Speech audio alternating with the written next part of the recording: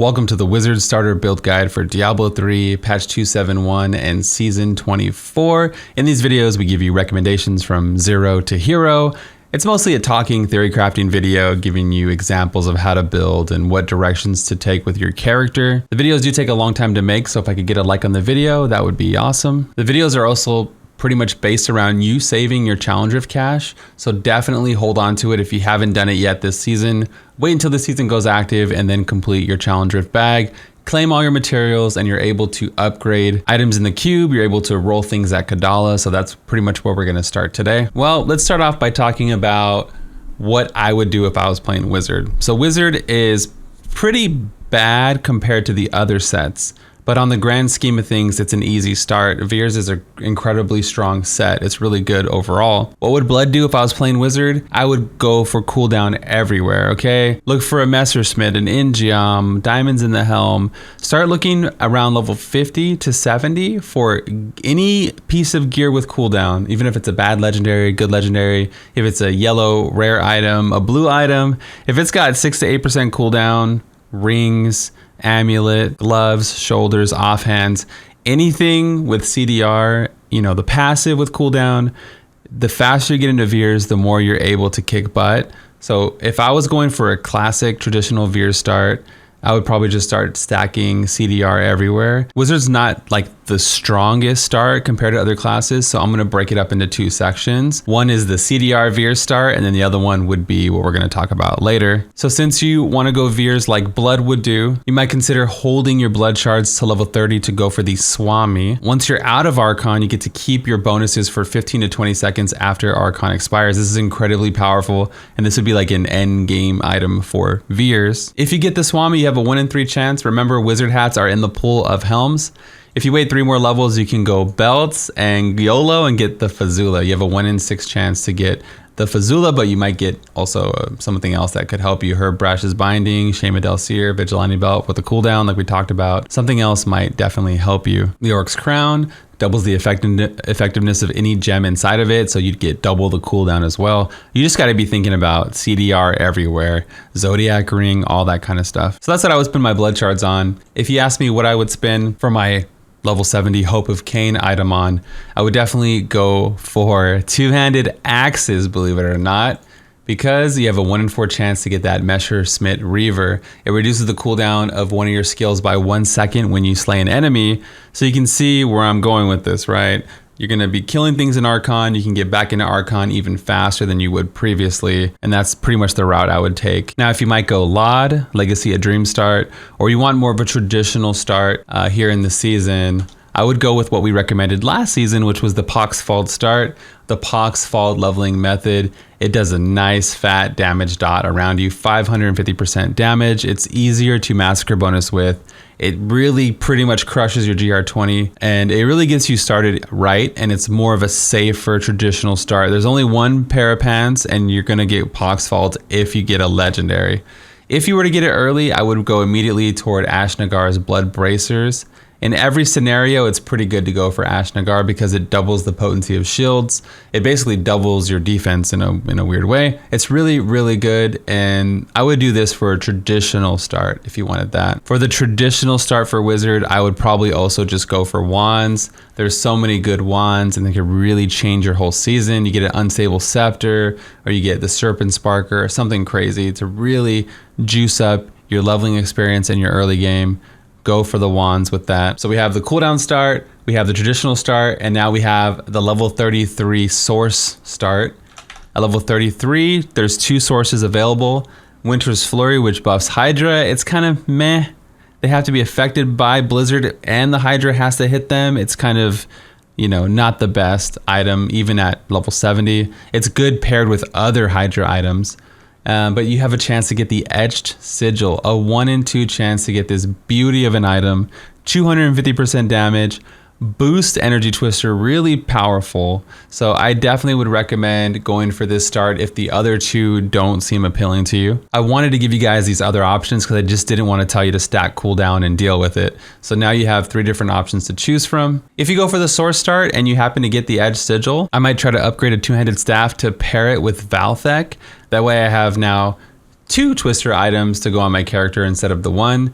And then if I were to get the Winter's Flurry for Hydra, I might go One-Handed Wand to then try to get the Serpent Sparker or Fragment of Destiny. There's 2 Hydra items in the One-Handed Wand department. Yeah, so build off of any legendary you get along the way, whether that's Edge Sigil, Winter's Flurry, any kind of arcane orb, whatever you want to do, build off of. If you don't get any drops along the way though, what you want to use is Disintegrate with Convergence. And then before that, you're going to use the Ray of Frost, Cold Blood. Like those are pretty much going to be your 2 main beam abilities.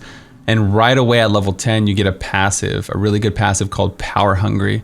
So Power Hungry with beams, and you pretty much kick a lot of butt and you'll be good to go while leveling. If you're trying to massacre bonus, you can use Hydras to help keep up your bonus for you, which is pretty cool. First things first, we're going to cover the start if you went Pox / Ashnagars.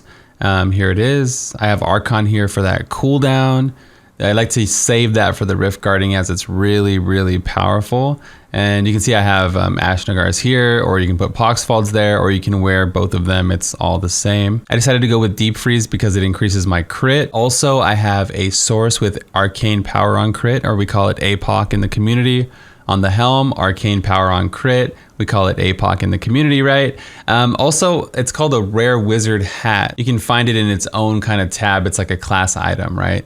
Only the wizard hats can have Arcane Power on crit. It really does help keep your resource capped out when you need it. Galvanizing Ward is really good. It gives you a big fat shield, and that big fat shield's doubled with Ashnagars if you have it. But pretty much all it is a channeling build. You just jump in and hold down Disintegrate, push your buttons, and you'll kick a lot of butt with it. And just remember to save your Archon for the RG. That's the only tough part, really. This will get you your 2, 4, and 6 piece build, and then you can go into the 2, 4, 6 piece Vyrs. Now this is pretty much the start that I talked about. This is the air quotes cooldown start, very similar in type of play style, but you'd just be stacking cooldown everywhere. And if you get the Messersmith, then you'd be wearing it, or you'd put it in the cube if you had it. If you don't know, the 2-piece Archon, it gains the effect of every rune.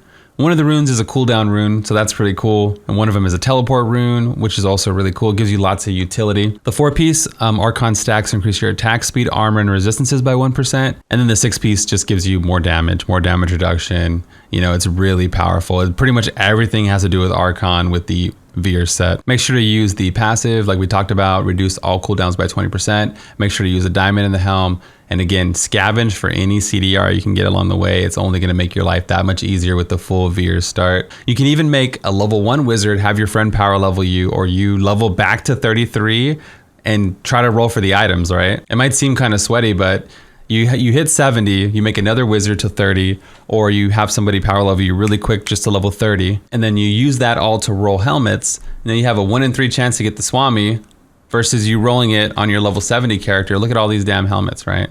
It's just a very, very big difference in RNG on what you can get.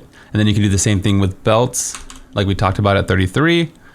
At 33, there's only 6 belts, so you have a really high chance to get Fazula. But at level 70, there's a lot of belts. So it might seem crazy, but you just log in, roll, put it in the cube, or even wear it, who cares, until you get a level 70 version. Here is the Winter's Flurry start. Again, probably the worst one of all of them, but I want to give it to you just in case you're one. This is what I was using. Just make sure Hydra is inside of Blizzard to get your bonus. And I like to cast 5 stacks of my generator and then cast Hydra. That way it gets boosted. Whenever you cast a signature spell, you gain insight. After 5, your next non-signature spell, so non-generator, it does 60% additional damage. So 1, 2, 3, 4, 5, cast Hydra. 1, 2, 3, 4, 5, cast Blizzard, and then just keep alternating Hydra, Blizzard, Hydra, Blizzard. And then here is the Edge Sigil start. This would be the best start, you know, maybe not the best for leveling, but definitely the best when you hit 70 or, you know, from 50 to end game, right, until you get your main build. I'll skim through that for you. You pretty much just hold down, disintegrate, and then the twisters shoot out for free. And I really like the Raging Storm rune. It does lots of damage. And if you get the Valthek, make sure to pick the rune where they stay in place. So you're pretty much gonna do tons of DPS with that. From here, you're gonna wanna try to make a speed farm build somehow, right? You wanna finish out Vyrs Archon, which we have right here on the website. Just go to the Blizzard section down below. Maybe a Firebird, EB, Firebird Mirror Image, Laud Frozen Orb.